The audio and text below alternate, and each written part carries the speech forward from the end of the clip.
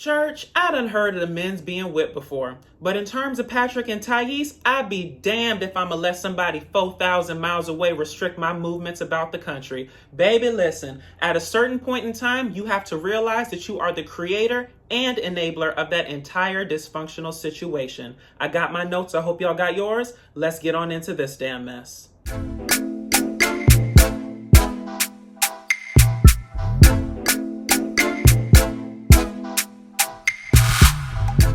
All right, y'all, so let's jump right on into the assessment of our last couple, Patrick and Thais. As a reminder, we're going over their background, lifestyle compatibility, ecosystem, and outlook as a couple. So first off, he's Texan and she's Brazilian. He's a weightlifter and former Olympic hopeful, but he now works in home security sales. Now listen, let's pause here for a second. My grandmother has a saying that goes like this: speak the truth and speak it ever, cost it what it will. Those who hide the wrong they did do the wrong thing still. Now, when we were watching him explain in terms of his Olympic dreams being dashed, his steroid use, was it me or did he kind of do it in a roundabout fashion? It was like, I tested positive for this and I tested positive for that. I'm sitting at home thinking, baby, did it rain down like manna from heaven? Did you catch it like the common cold, honey? No, you were shooting this stuff up. So either we gonna keep it 100, you gonna tell the whole story, or you're not gonna tell it at all. So listen, I'm glad that finally by the end of his story, he copped to it and he said it was a horrible thing for him to be doing. And it pretty much dashed his hopes of the Olympics, which is why he finds himself in home security sales now. Like I said before, her job is unknown at this point. All we know that she does is look beautiful, go clubbing, and track his location, but we'll get into that in a second. Now, in terms of their ecosystem, we don't really know much about her family, but we know that he was previously divorced and he now lives with his brother. They have a kinship due to some family issues.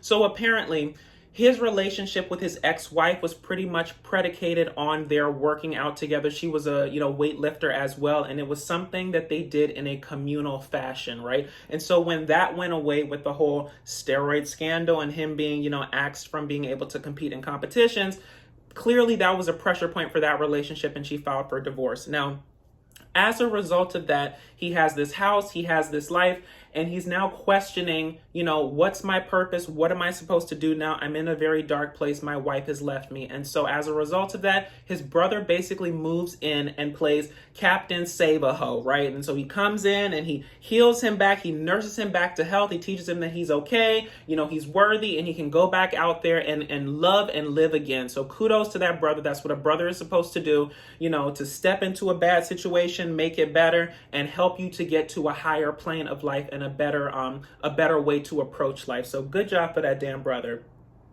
Now, in terms of their relationship, it's very close. Listen, blood is thicker than water, so you're already going to be close just on the fact that y'all are brothers and that y'all have a good relationship and you seem to get along very well. Couple that with the fact that there's a sort of trauma bonding that happens when he's basically nursing you and your heart back to health following your divorce, and he's kind of like a constant fixture in your day-to-day life, as well as, he's in your home life, he's in your work life, and he's in your emotional life as well. So he kind of serves multiple purposes in your life.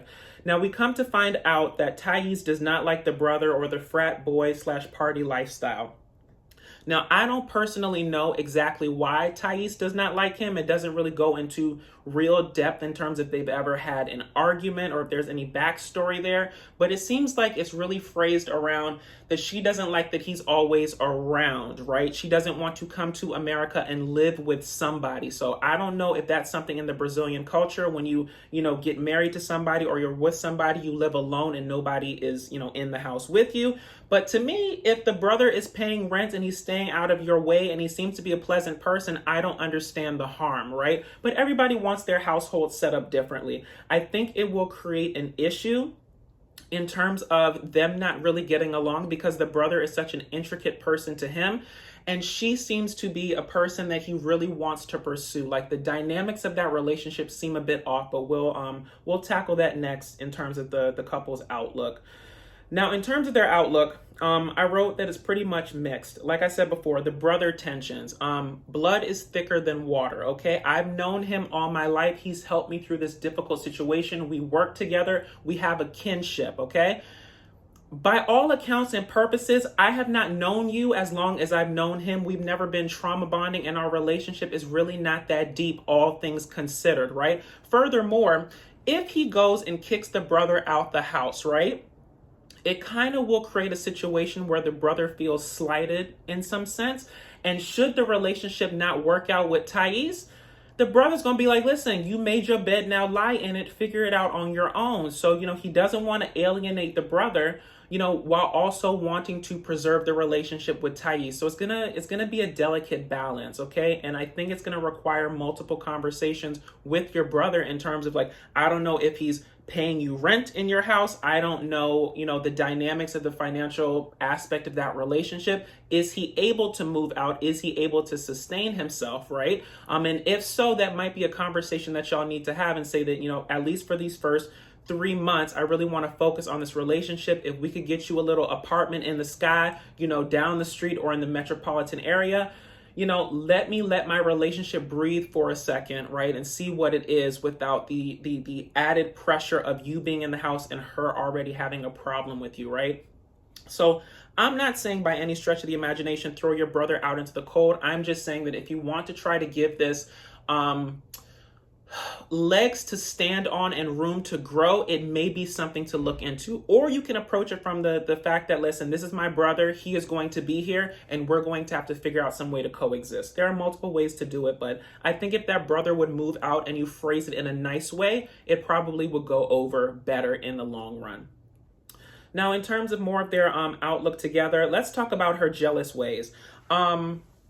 Y'all, when I found out that she tracks his location, he has to send her updates in terms of where he's going, what he's doing, who he's with. He can no longer train, female sales personnel down to his job because she gets jealous of it. And then that he has cameras in the house that are pretty much tracking, if he's indeed alone in the house or if somebody has come to the house or, the goings on and the moving abouts of that whole situation. I was like, okay, this woman is supremely controlling. She seems a bit insecure and she seems like she has nothing else better to do down to Brazil but track your location from day to day. Then we find out when the brother is hanging at the bar with the other bar patrons that he enabled this behavior to begin with, right? So listen, my sympathy for the situation went straight out the damn window, okay? Because when you create the prison, you can't be mad about what happens in it, okay? Listen, this woman is, 3,500, 4,000 miles away. There is no need for her to know your entire goings on in 10-minute increments, to have access to your damn location, and to be like watching you at home and making sure that you're not with anybody else. It speaks to an insecurity issue on her part, and it speaks to a larger trust issue between the two of you, right? And it's gonna take some compromise, right, in terms of her feeling safe in the relationship. I mean, hell, if she's doing all this tracking stuff to you, who's to say she's not tootsie rolling off with some Brazilian pappy down to the damn Brazil? You don't have tracking information on her. You ain't got cameras down to her house. So exactly, like, fair exchange ain't no robbery, right? So if y'all decided as a couple to make a conscientious decision that y'all gonna track each other's location and have cameras set up in the bedroom down to the damn driveway and everywhere, then that's what y'all do, okay? But when it's lopsided and really one-sided, it's really cause for alarm. So to me, this is the easiest situation to remedy. If she gonna be mad, then she gonna be mad. People are so often afraid to ruffle the feathers of people that they're dating because they think they're going to go away, okay? And if having a conversation about the things that you need in the relationship makes that person go away, then they weren't the person for you to begin with, okay? And finding that out sooner rather than later is probably the best situation for all involved. Now, in terms of this last part of the outlook, y'all, this relationship purpose, and I alluded to it just recently, but I think we have to decide what purpose this relationship serves in his life. Because like I said, it seems very lopsided, right? It seems like she holds the upper hand because he is kind of chasing after this love thing, this thing of her being hot, this thing of trying to attain her, right? Are you trying to attain her because she's beautiful and you want to possess that as kind of like a trophy situation? Or do you like her as a person? You see potential in her for your life together and you want to build a life with this person. So neither option is wrong, right? Like relationships today, they're built on a lot of different things, right? You know, you could be built on commonality, shared trust, and trying to go the distance, or you could just be like, listen, I want a trophy wife. I want someone beautiful. I want someone on my arm, and I have no problem taking care of this person and dealing with all the stuff that she brings because I'm getting what I need out of the situation, right? So I think he first needs to be honest with himself in terms of what purpose this relationship serves in his life, and then we can move forward in terms of knowing, as viewers and as people in his life that are trying to support him, how to operate off of that, right? All right, y'all, moving on to the other couples. So let's get into Ariela and Bini and their drama. So let's talk about the fight aftermath the next morning after the sister threw the wine in the girl's face. Now listen, I understand that Bini is he's non-confrontational, but he wants everybody to get along. He wants everybody to kumbaya, right? But in this situation, the day after your sister throws wine in my face, I'm not featuring any sort of kumbaya situation, okay? I am team Ariela in this damn situation. If me and your sister were having a verbal altercation, right, and there is fault on both sides in terms of how we were both talking to each other, your sister exacerbated the situation by throwing wine in my face and thus making it a physical altercation, okay? So as far as I'm concerned, in my limited law and order knowledge, if so facto, therefore as such, the burden to fix the relationship is on her, okay? I will cop to my place and my part to the argument, but if she wants to fix it, she know where I stay, okay? She knows how to get in contact with me. And if you come at me in terms of a apologetic sense, you know, it shouldn't have gotten that far, you know, I pretty much was moving off of emotion, I can pretty much say at that point as Ariela, I played a party to it too. I'm sorry as well that it got that far. But as far as I'm concerned, the next morning, I ain't on no kumbaya stuff. And we don't need to have a conversation unless it starts with you saying sorry to me.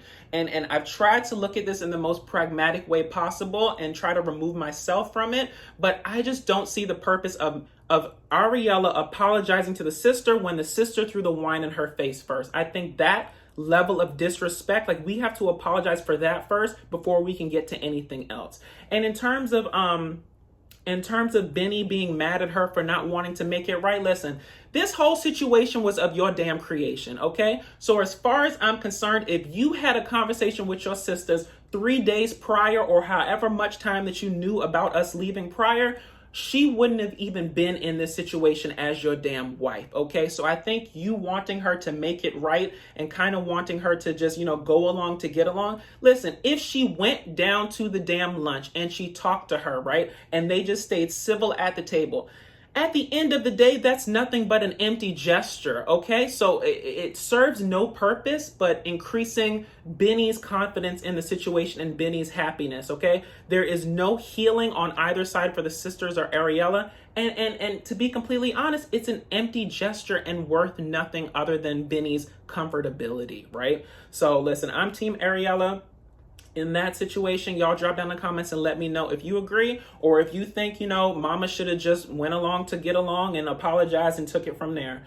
And in terms of this airport goodbye, let's talk about how Ariela doesn't let the sisters get near the baby, Avi.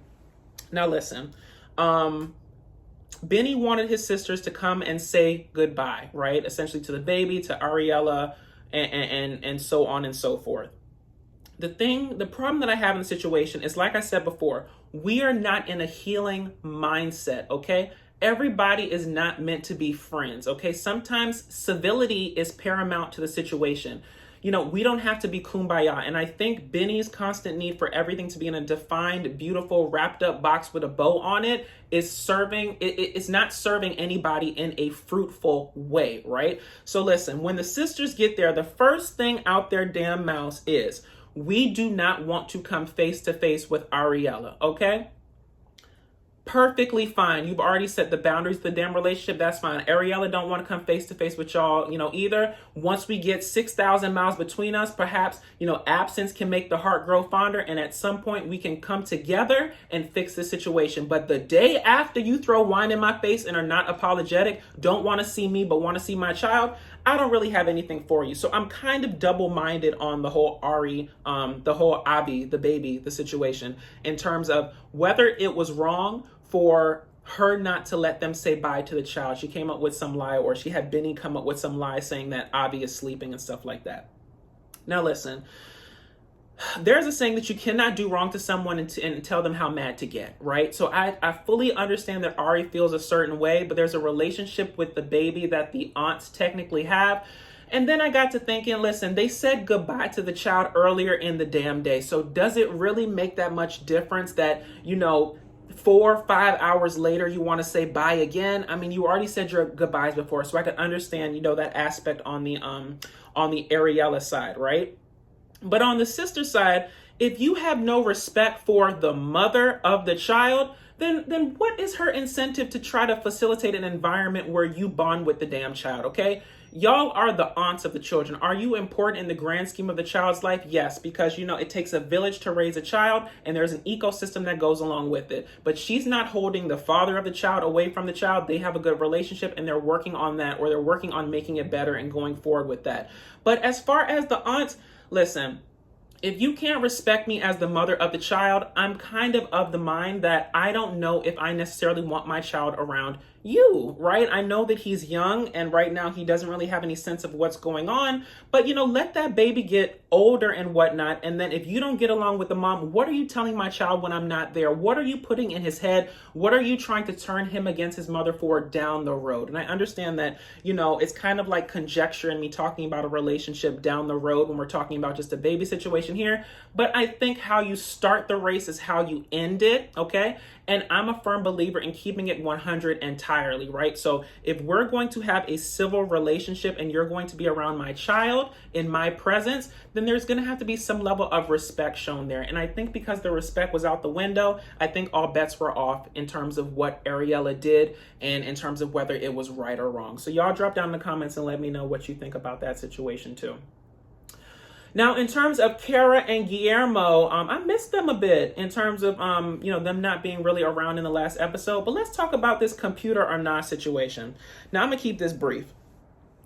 I said this in my prior review of this situation, but Kara seems to be a bit controlling in terms of what goes on with her, Guillermo, in the relationship. And I think it's that whole dynamic I told y'all before of her being in her 30s and kind of knowing who she is, what she wants, and how she wants her life to proceed. Plus her life already being set up in America. And this boy being like, I think he's 23, if I'm not mistaken. And he's kind of just trying to find his way in the world, assert his manhood, and not get lost in her at the same time, right? So in terms of this computer, I fully understand why Guillermo doesn't want to deal with Kara's computer, okay? Because the way that lady is set up through the damn screen, she would definitely hold him accountable if anything happened to that damn computer. I fully believe that the way she talks to him, the way she talks at him, I think it would be a kind of, not really a punishment situation, but a I told you so situation. You did this to my computer, now I have to fix it situation.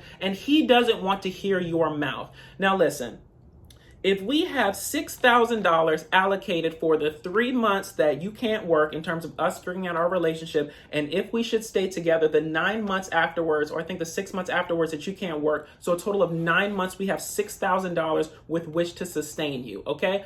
I fully agree that, perhaps the computer shouldn't be, if it's 1/6 of the budget, right? $1,000 computer, it shouldn't be taken out of his damn, the $6,000 household budget for y'all sustenance, rent, car payment, food, all of that stuff, right? But listen, the boy said, I sold all my damn possessions down to the damn Dominican Republic before I came here, including the bike that I rode around on the damn island, okay? So listen, if it's that boy's money, let him spend the damn money. I don't see anything wrong with him Tootsie rolling on down to Best Buy and buying him a $399.99 Chromebook, okay? and finding a way to get on the internet and find out what's going on with his family, his people down to Dominican Republic, and everything going on in the world, and planning for the rest of his life, okay? His life cannot be all encompassed around you. He has to have interests of his own. And listen, the World Wide Web, with it today, you can pretty much do whatever you want. So you don't know why he's trying to get the computer. Is he trying to get more educated? Is he trying to look for, classes in terms of English? Is he trying to get set up in terms of maybe friends or friendship circles or something like that? Like, there's so many different iterations in terms of what the computer could represent, that I think that if it's his own money and if it's within a certain defined budget in terms of him not getting into that $6,000, I don't see the problem with him spending his own money. And the fact that you're trying to govern how he spends his own money is just another level of control of the situation. And furthermore, that whole thing of, let's drop kick this conversation. Let's just set it to the side. No, if I'm mad about it, then we need to have an open dialogue about it. And if every time I have a disagreement with you, if you don't get your way, you want to drop kick the conversation, you want to dead it where it is, that's not the basis of a functional and open relationship. So y'all, I already see a pressure point. And Guillermo, make sure that whatever money you make in the future, you keep it separate. That's why I strongly believe in separate bank accounts in terms of your own personal account and their own personal account. And then you have a joint bank account that the joint bills are paid out of. And that fixes everything. And well, not everything, but 99.9% of the damn monetary problems, in my opinion. Now, on to Bilal and Shaeeda. So just one note on them, actually two. So she basically met his family and they went over the prank as well as the conversation about the kids. Now listen, I think it would have been nice if Bilal had told Shaeeda that his family was all in on the prank, because I think it would have helped guide that conversation better in terms of her being forthcoming with information. Once again, it seemed like she was kind of playing catch up to the situation, because I think her tension in terms of not knowing exactly what to say or how to talk about it was kind of based on, I don't want to tell too much if everybody doesn't know all the business, right?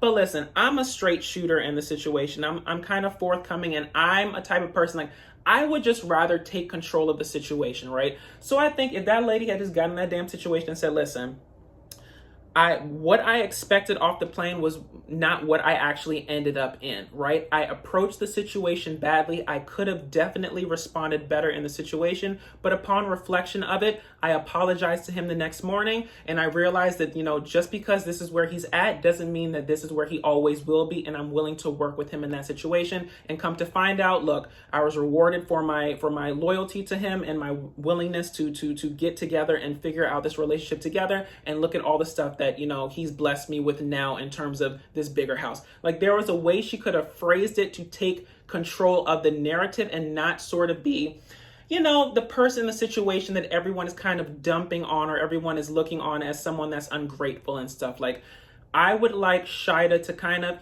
boss up a bit, exert your womanhood. And I don't know if that's something against, the Islamic culture or the Muslim culture and something like that, in terms of women not being able to stand up and kind of, assert themselves. But I think that there's a way she could have done it in a nice way in order to get her point across without, disrespecting the whole situation. So just my take on that situation. And in terms of the whole kids, I think that Bilal's mom was absolutely correct. I think they definitely have to have a talk about kids and what that represents, and whether or not Bilal is wanting to start over. As we knew before, he's already had his children. He's already done that whole, education rigmarole, kindergarten, middle school, XYZ, and he's pretty much on the tail end of his responsibilities to them in terms of raising them. So, like I said before, you wouldn't have got me from Trinidad without the express and stated, knowledge that you want a child, and that's something that we can approach. So I think it's really good that she came over and she wants to work up to this. But I think at 37 years old, you're kind of nearing the window of when, you need to really make a decision about whether you want children or not, in terms of it being, physically viable for you to carry the baby as yourself. And I'm not saying that they can't do, IVF later on, or perhaps have a surrogate, but I'm saying if she wants to hold the baby herself, time's a ticking, right? And so I can't let you waste away my time with your indecision about the whole situation. So I'm not saying have a baby tomorrow, but I'm saying within these 3 months, y'all need to decide whether or not this is something that he truly wants and actually truly wants with you, right? Now, moving on to Jibri and Miona, my favorite couple.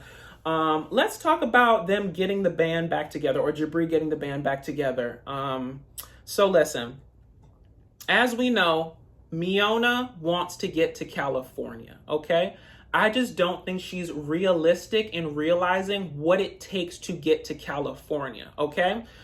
Jibri's chosen profession is music, being an entertainer, right? In order to be an entertainer, I have to record an album. I have to record an album with my bandmates that's already, like, that situation is already set up. We're a musical act together, right? You make music by making the album and promoting it, as well as touring, right? So I understand that Miona doesn't like his bandmate, but listen, do you want to get to California, or do you want to stay your ass in South Dakota? Because Jibri doesn't strike me as a person who's about to head down to the Dollar Tree and put in an application, okay? So if you want him to make money to get y'all out of your current circumstance, in a bad way of saying it, Davide is kind of like, he goes along with the situation. He's a means to an end, right, for Miona to get where she wants to be. So listen, in a relationship, you're not always going to like the person's family, the person's friends,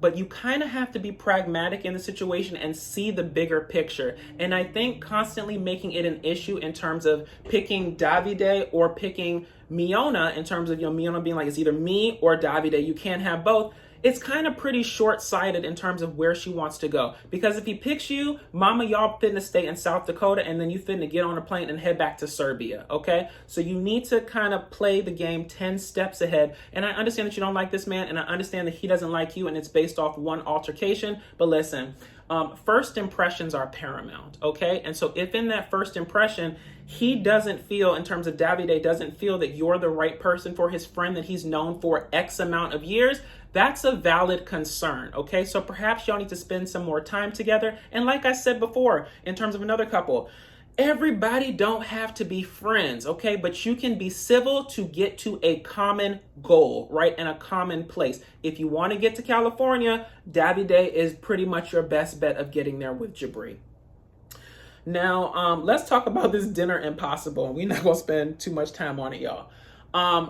I don't like when people ask you to do something and then they don't like the way you did it, okay? As far as I'm concerned, baby, my name is Jibri, okay? I got these tattoos and I got this blonde hair. Baby, I don't know nothing about being Gordon Ramsay. I don't know nothing about being no damn master chef. Chopped ain't in my damn vocabulary. That's not my ministry, and I don't subscribe to it, okay? And as far as Miona Kardashian, she don't even know what the stove looked like. And when she found out about the stove, it's just the place that she placed the damn takeout from the restaurant, okay? So listen, if you wanted things done a certain way, then perhaps y'all should specify it, okay? Because in terms of the parents, I think it was done in good sport, in terms of trying to be humorous. But I think that in terms of not just the language discrepancy, but also the cultural discrepancy, in terms of Miona not really understanding cooking meals for parents, or being that sort of caretaker for your parents, or, being nice in that respect in terms of household duties.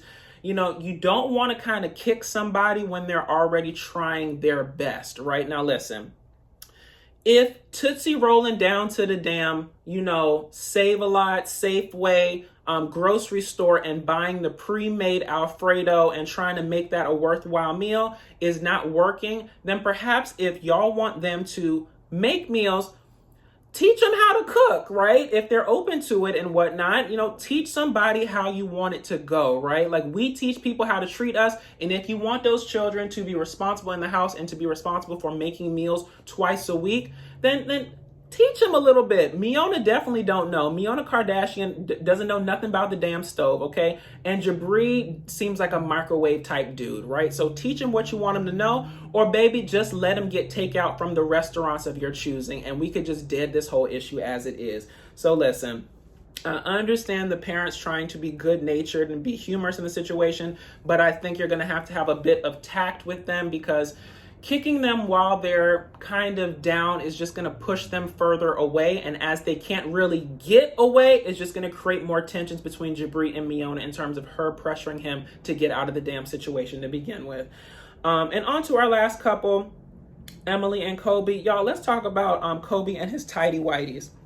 Now listen, we don't know Kobe for nothing else except creating businesses in Cameroon that he sells and being a former international underwear model. So listen, she a nanny in terms of Emily. Y'all gonna have to find a way to make money somewhere, okay? And with the advent of the internet, honey, like let what's that boy named Guillermo let you use his Chromebook, and y'all resurrect his damn, online international underwear modeling career, okay? But Kobe, you're gonna need to do a few crunches, bro. You might need to hit the gym a little bit, because we need to get that belly down a little bit and get it back how you was looking 2 years ago. And I ain't trying to body shame the men, honey, but when you say you a former international underwear model, okay, you need to look the part in order to get this damn money so we can move out your parents' house and take care of our child on our own damn budget, okay? And that's all I'm saying. Drop down in the comments if y'all agree.